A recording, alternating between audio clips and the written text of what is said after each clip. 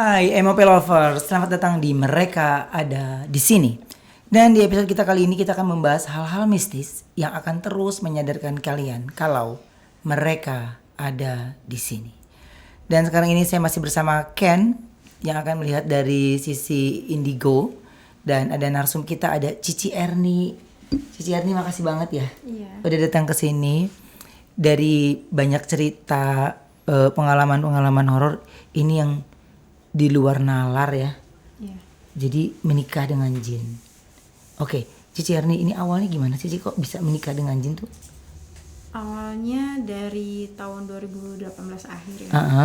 Itu sekitar bulan Oktober. Aku dulu punya mantan suami, diselingkuhin, sakit hati lah ya. Terus di situ hancur banget. Nah, pas mau masuk ke 2019, aku tuh ngejalanin kayak ritual-ritual di Bali gitu. Aku move nih ke Bali nih, tadinya di Jakarta. Di move, dibawa ke sana sama mantan mertua untuk biar supaya tuh bisa rujukan gitu. Cuman aku udah nggak bisa gitu kan. Akhirnya aku cari-cari di Instagram nih, kenal sama Instagramnya Puri Harun. Nah di situ aku DM, Kak, aku boleh nggak sih belajar ilmu spiritual gitu kan? Nih dosnya cakep-cakep nih, aku bilang gitu kan. Kalau mau ketemu bisa ya nanti pas purnama gitu kan. Aku kebetulan ke Bali, kita ke puro ini, ke pura, kita sembahyang gitu kan, melukat dan melarung. Melukat itu kayak pembersihan diri, melarung itu kayak kita buang sial gitu kan. Aku ikut pakai kebaya gitu kan. Kebaya Bali kan? Aku udah ikutin pakai kebaya, terus bawa canang segala macem gitu kan, persembahan. Nah terus udah gitu di situ aku kenal sama Puri Rangers Bali nih, kayak Angga lah salah satunya. Nah di situ akhirnya aku terjun ke dunia spiritual pertama kalinya sama spiritual dulu nih. Akhirnya di situ spiritual maksudnya gimana? Boneka-boneka gitu? Iya, boneka arwah. Oke. Sebelumnya itu aku memang tarot reader, cuman tidak mendalami gitu. Nah terus udah gitu udah kan, pas kenal sama Mami Puri, aku tuh kayak kurang nih gitu kan, aku harus punya guru spiritual gitu kan. Pas itu aku cari-cari di Instagram. Kurangnya kurang gimana tuh maksudnya? Kayak kurang nampol aja gitu Kak Ruby. Oke, kayaknya bukan ini nih gue cari nih gitu. Kayak kurang ini nih gitu. Udah akhirnya aku buka-buka nih Instagram pas dia lagi live sama guru tarot Nusantara. Oke. Ya kan karena aku kenal di satu sisinya kan. Nah, siapa nih gitu kan. Kok bahas tentang tarot Nusantara terus sama kayak minyak-minyak gitu kan. Oh ya udah, aku buka nih Instagramnya. Aku follow tanpa aku scroll ke bawah gitu, tanpa aku lihat-lihat lagi, aku DM, spam terus. Kak, aku mau minta tolong dong, aku bilang gitu kan. Nah, terus hari besoknya dia belum balas IG aku kan. Aku spam lagi. Aku spam pas dia live, aku spam. Terus udah gitu dia balas akhirnya. Oke. Ya udah, kamu ceritain gitu kan. Kamu kenapa nih kok mau gitu kan minta tolong ke saya. Aku ceritain, aku habis sakit hati, diselingkuhin, aku mau nyembuhin luka batin, terus aku mau olah batin biar spiritual aku bangkit lagi gimana nih gitu kan, memperdalam ilmu gitu. Nah terus udah gitu dia bilang, kamu bisa nggak kirim foto muka kamu yang terbaru sama data-data. Aku kirim dah tuh tanpa mikir lagi nih buat apa. Aku kirim foto terbaru, terus udah gitu nama, tanggal, bulan, tahun. Pas dilihat, loh ini fotonya Sabtu Kliwon nih, dia bilang. Iya, kenapa Kak? Ya udah, kamu kirim nomor WA kamu, nanti aku tak WA, dia bilang gitu. Terus kamu nih bagus nih Sabtu Kliwon, dia bilang gitu kan. Aku nggak tahu nih artinya apa. Terus udah gitu aku tanya, maaf Kak, ini maharnya berapa ya? Soalnya aku nggak kerja gitu kan, aku baru merintis nih di sini. Udah nggak usah, kamu nggak usah bayar, gratis. Kamu kirim aja nomor WA. Aku kirim nomor WA. Pas aku kirim nomor WA, terus udah gitu langsung nih dia WA aku, dia minta ceritain semuanya dari awal. Aku ceritain, ternyata Dari situlah aku sudah mulai diguna-gunanya gitu. Sama dia itu. Dari semenjak aku kirim data-data itu. Nah dari situ udah dong, dia tahu aku yang kerjanya di Instagram itu adalah sosial media itu promosi gitu kan. Terus aku tarot, suka live tarot, banyak crowd aku lah ya.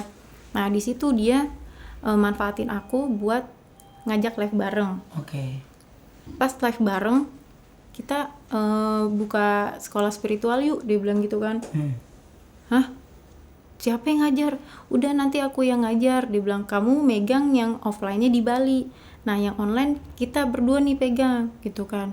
Ya udah aku nurut aja nih di situ, aku nurut. Terus sambil promosiin sekolah supranatural, kita juga sambil promosiin tuh barang-barang kayak mani gajah, terus bulu perindu, terus kayak benda-benda bertuah lainnya, batu cincin kayak gitu. Udah tuh banyak pembelinya dari crowdnya aku. Terus banyak Dari juga follower kamu ya? Oke. terus banyak juga peminatnya dari follower aku untuk ikut sekolah spiritual. Akhirnya dapet ya kan, mulailah kita di batch pertama. Nah mulai di batch pertama ini kita semua meditasi online pakai Google Meet. Kita meditasi online, terus udah gitu di situ juga aku diajarin olah batin, buka mata batin biar lebih pakem gitu, lebih pakem, lebih terang di situ. Nah udah tuh di situ berjalan udah berapa bulan gitu kan. Tiba-tiba nih si guru spiritual ini ngajakin aku nikah gitu kan. Say, kamu mau nggak nikah sama aku? Aku kaget, hah? Gimana ya? Aku tuh nggak nanya apa-apa lagi, cuman aku bilang, aku nih punya anak 2 loh, gitu.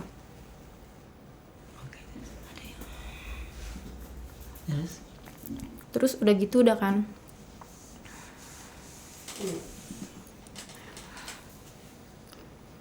Pas punya anak 2, dia itu bilang gini, nggak apa-apa, tapi kamu tinggalnya di Bali, aku tetap di PLBG lah ya, kita singkat gitu aja.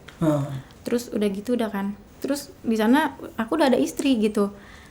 Totalnya di Palembang itu 2, di Jakarta itu ada 2, ya kan? Dan itu pejabat semua nih, ada yang pengusaha, pejabat, sama pramugari gitu. Istri-istrinya? Hah? Iya. Pejabat apa ya, pengen tahu deh. Aku juga nggak tanya-tanya kan.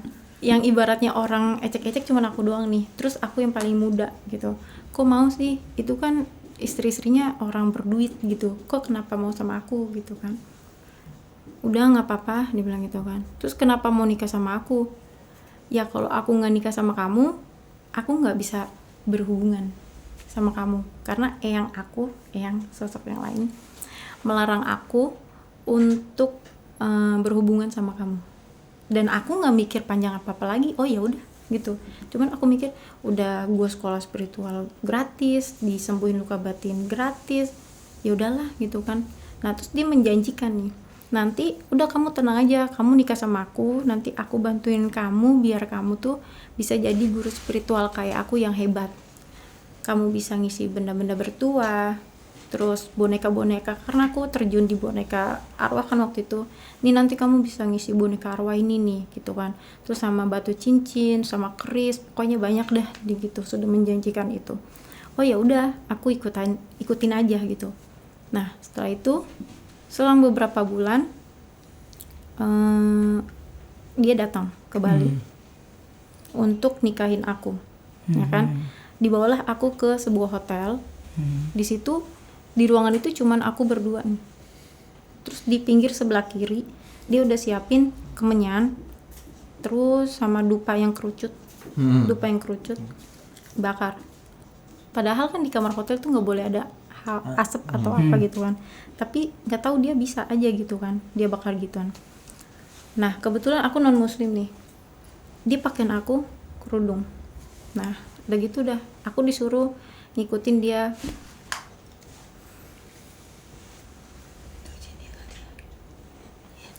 Aku nggak tahu.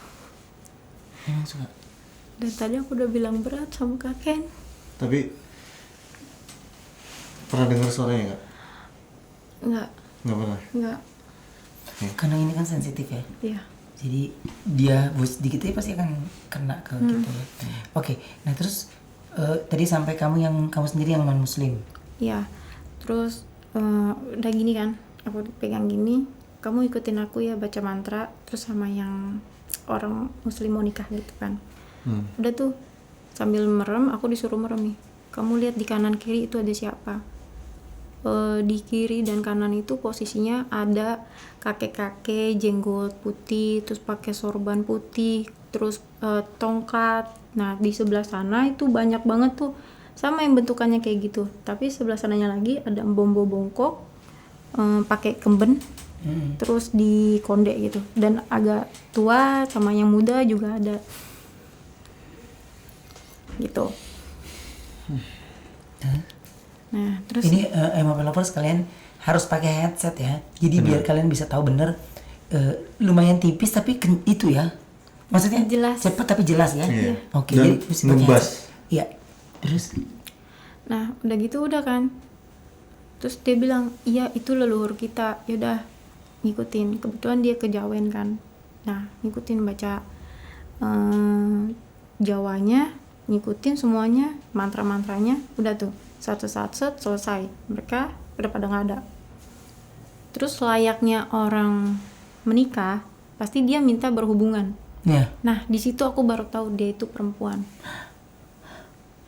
Ya, sebelumnya aku nggak tahu kalau dia itu perempuan. Karena emang sosoknya kalau perempuan kan kayak gini, ciwi-ciwi gitu kan, cakep gitu. Nah ini bukan perempuan gitu. Aku juga nggak tanya ini laki-laki atau perempuan. Ya orang parasnya laki-laki gitu ya. Iya, cuman ya aku taunya ya laki-laki. Pas aku tahu dia perempuan pas berhubungan pertama kali. Dan itu aku nggak sempat berontak, cuman aku mikir ya udahlah udah terjadi bagaimana gitu kan ya. Iya benar juga. Nah, terus udah tuh ngikutin aja apa yang dia mau. Udah nih, kebesokannya dia pulang ke Palembang. Malam jam 12 dia telepon aku. Dia bilang gini, kamu udah tidur? Belum. Aku ini nih pengen nih, dia bilang gitu. Lah gimana caranya? Udah kamu pokoknya ambil headset.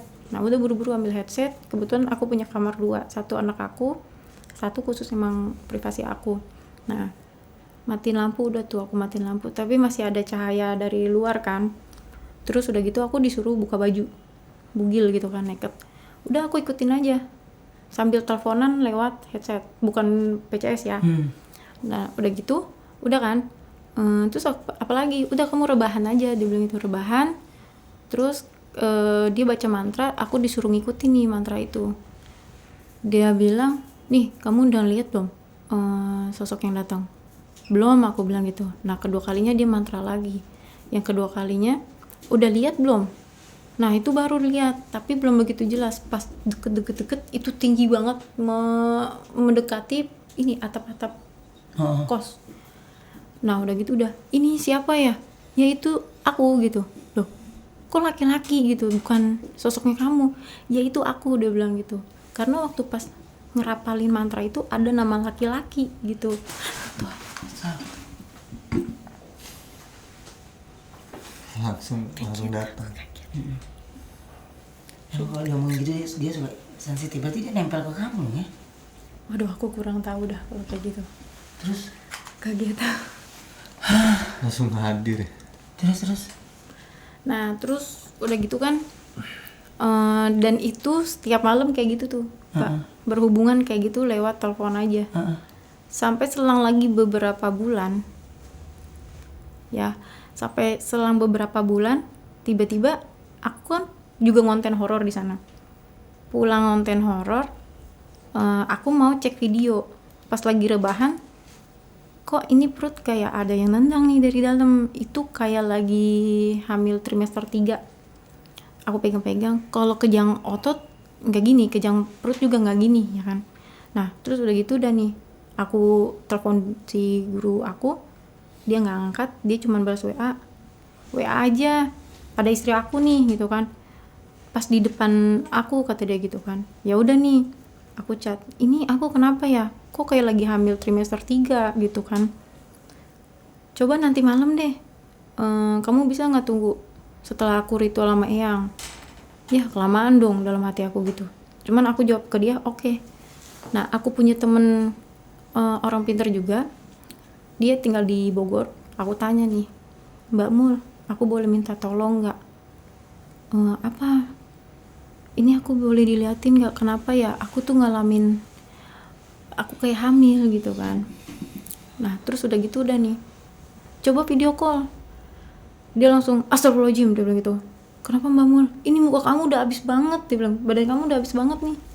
Bisa nggak diarahin ke perut? Udah nih. Astagfirullahaladzim, dia kaget lagi tuh.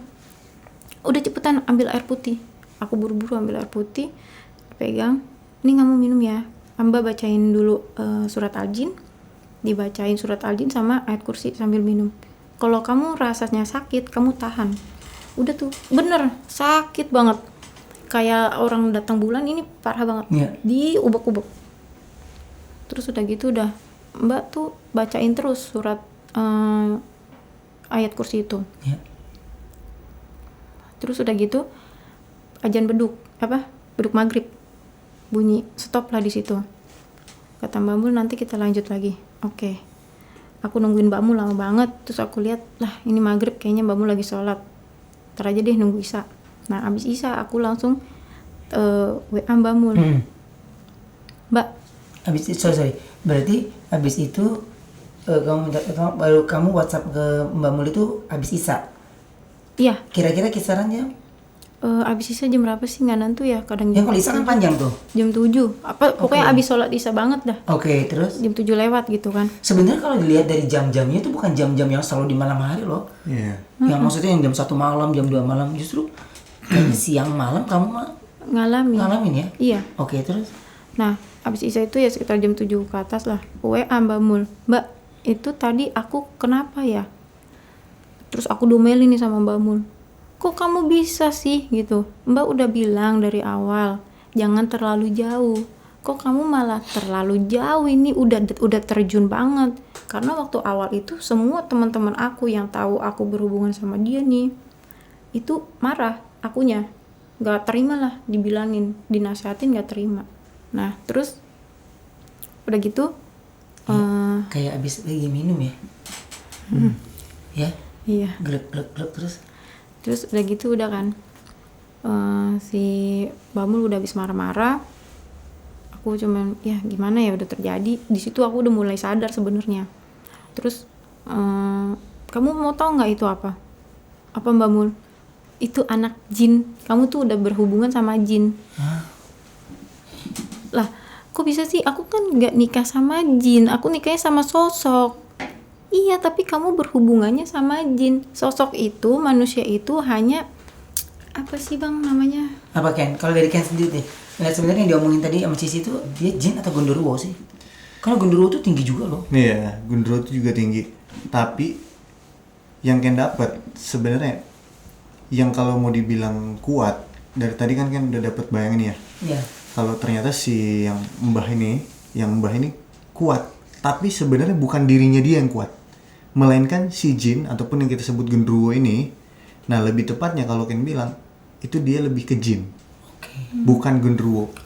Karena pas melakukan itu ada beberapa saksi kan, ada beberapa saksi. Yeah. Nah itu memang kemampuan jin yang di atas genderuwo itu untuk memunculkan wujud seperti itu. Yeah. Karena kalau genderuwo sendiri itu memunculkan penampakannya itu sebagai lelaki yang gagah, ganteng, rupawan seperti itu, bukan malah kayak orang yang pakai sorban kayak gitu. Jadi tingkatannya udah beda. Nah makanya kalau yang Ken terima tadi pas ngobrol dia jualan kayak mani gajah, terus ada kayak hal seperti itu, lebih ke untuk memuaskan satu si jin tersebut. Ketika dia mendapatkan sesuatu yang dia mau, itu akan menambah ilmu si jin tersebut.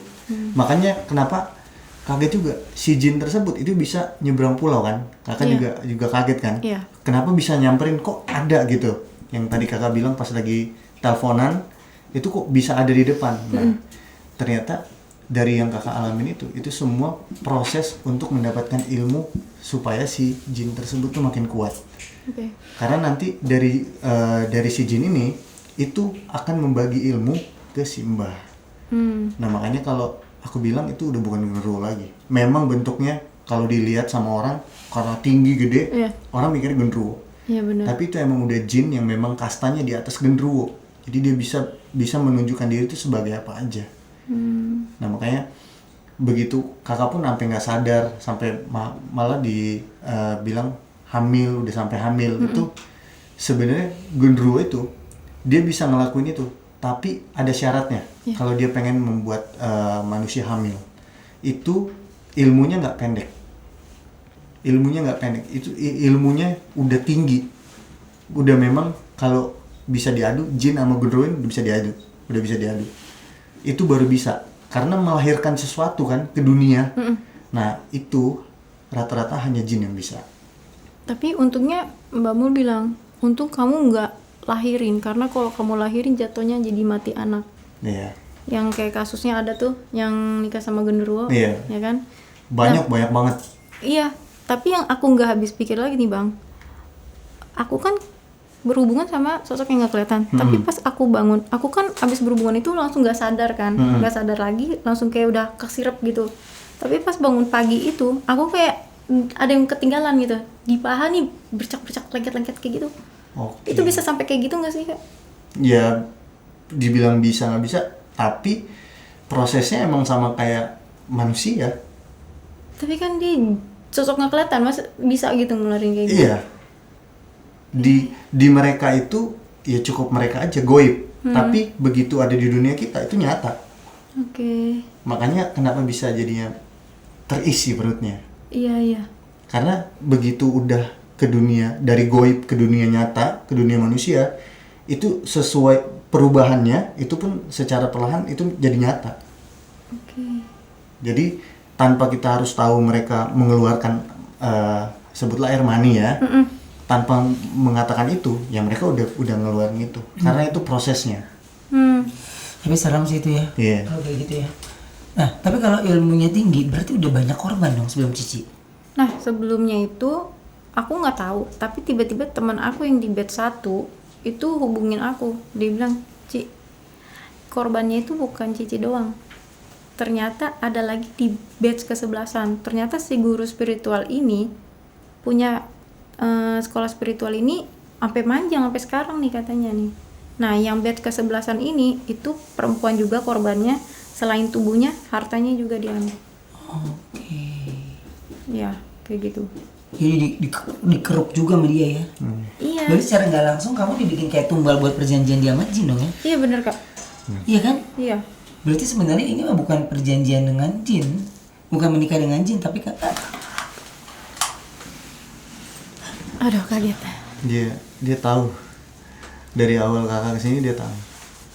Iya. Apa yang lemas gue?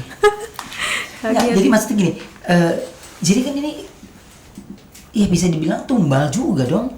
Iya. Ya kan kamu ditumbalkan dinikahkan kan? Iya. Iya. Otomatis dong.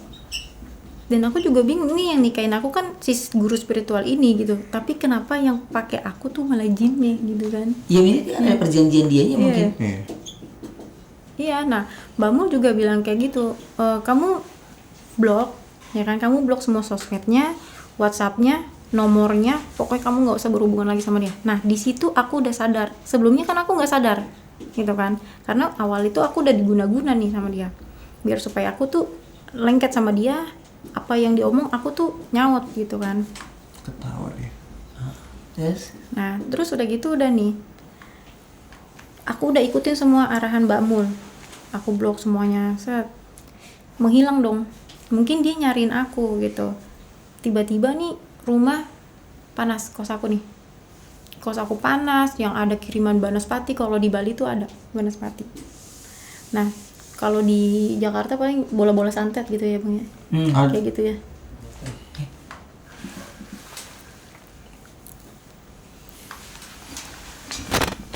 Ekstrim sih.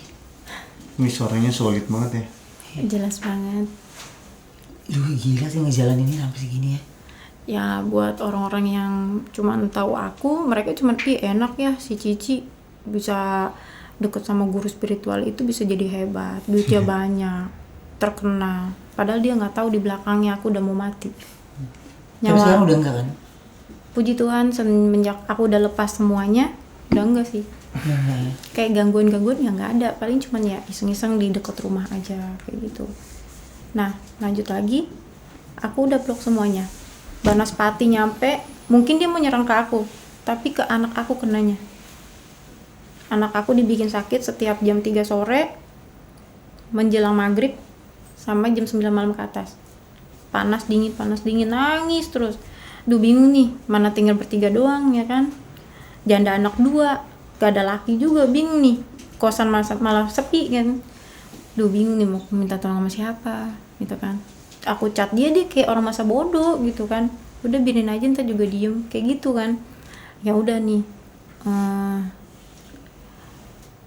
Itu aku chat sama temen aku ya kan. Udah biarin aja nanti juga diem.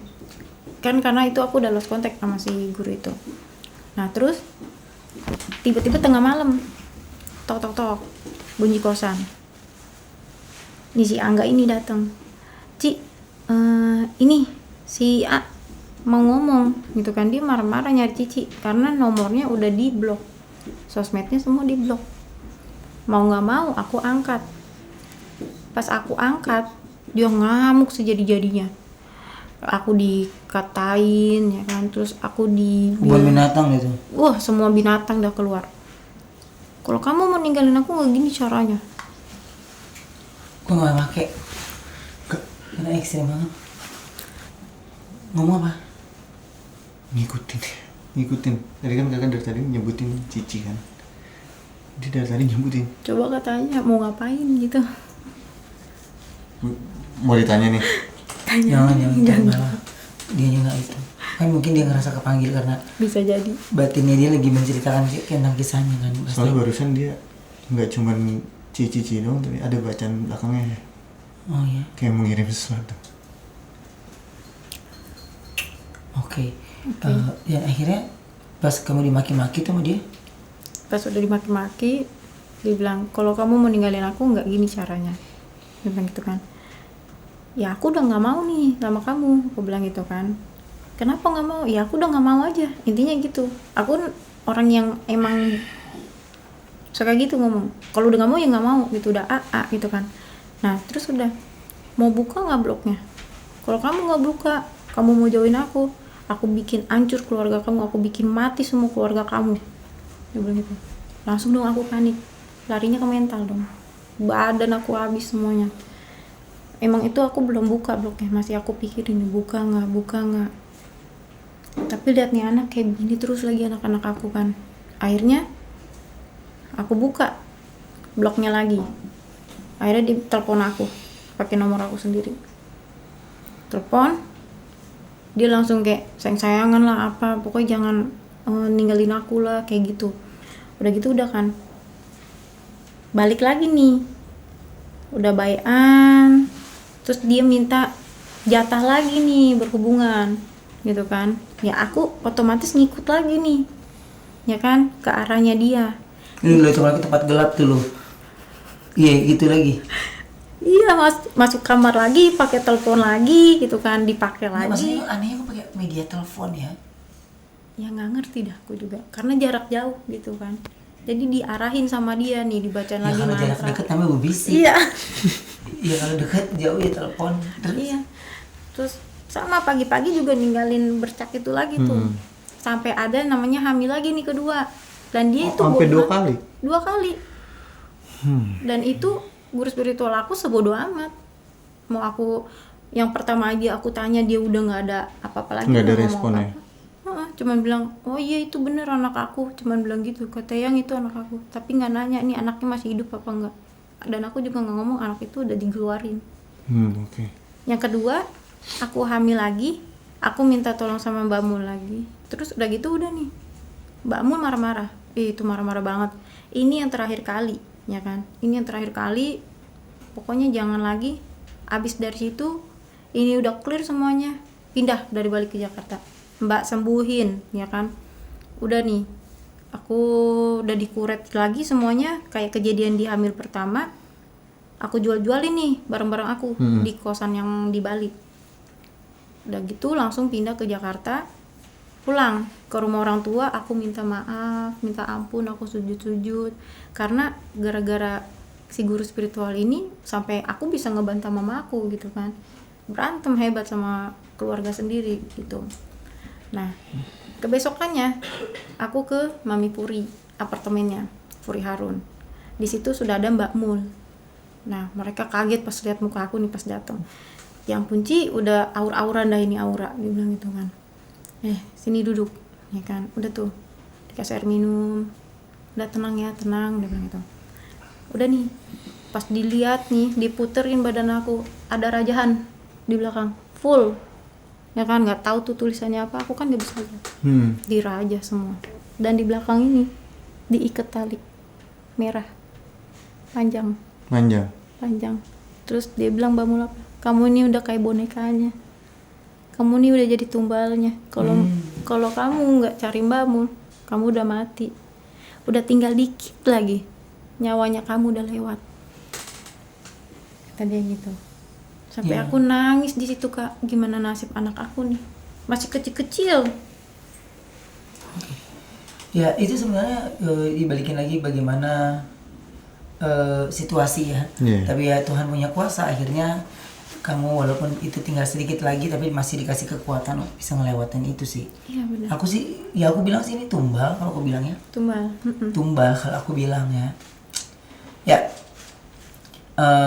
untuk Cici pokoknya terima kasih untuk bisa cerita sama kita di sini ya. Jadi mungkin gini, saya bisa menarik obrolan buat semuanya yang ada di rumah ya, ataupun dimanapun yang lagi menonton, pakai headset jangan lupa ya. Untuk mendengar cerita ini, karena ini kisah nyata dari Mbak Cici. Dan kesimpulan dari saya, apa yang dialami oleh Mbak Cici mungkin saja bisa dialami oleh setiap orang. Mungkin saja saat ini Mbak Cici, atau kalau kita tidak hati-hati, atau mungkin kita membiarkan pikiran kita banyak kosong, membiarkan kita ya dosa dengan orang tua, ya itu saatnya setan atau iblis itu akan masuk. Benar. Ya, menguasai dengan cara apapun pertemuannya. Mbak Cici proses by proses, bahkan dia bertemu di sosial media. Jadi hati-hati, bersosial media juga harus hati-hati. Ada penipuan dari sisi pinjaman online, ada juga dari sisi yang dimana alam sadar kita yang dibutakan. Sehingga apa aja yang diomongin kita nurut. Ya, apa aja yang dia ucapin kita takut. Ya, jadi yang paling penting adalah selalu libatkan Tuhan dalam setiap kita bekerja, jalan, melangkah atau apapun. Dan selama masih ada orang tuamu, saya yakin sehebat-hebatnya guru besar atau siapapun itu, sudah pasti yang bisa menyelamatkan dirimu adalah orang tuamu sendiri. Ya, Cici terima kasih banyak ya. Dan kapok-kapok. Pokoknya jangan ada cerita lagi, ntar lu diundang lagi ya. Oke, udah cukup sampai di sini aja ya. Dan malam hari ini nanti di sisi dunia, wow, ini menegangkan sekali karena ada kisah di mana 30 tahun tinggal di TPU Jeruk Purut. Jeruk Purut menjadi tempat pemakaman umum yang punya banyak cerita. Lalu bagaimana dia melewati hari-harinya selama 30 tahun tinggal di TPU Jeruk Purut ya. Jangan lupa nonton Sisi Dunia nanti malam ya. Sampai ketemu lagi di Mereka Ada di Sini. Bye.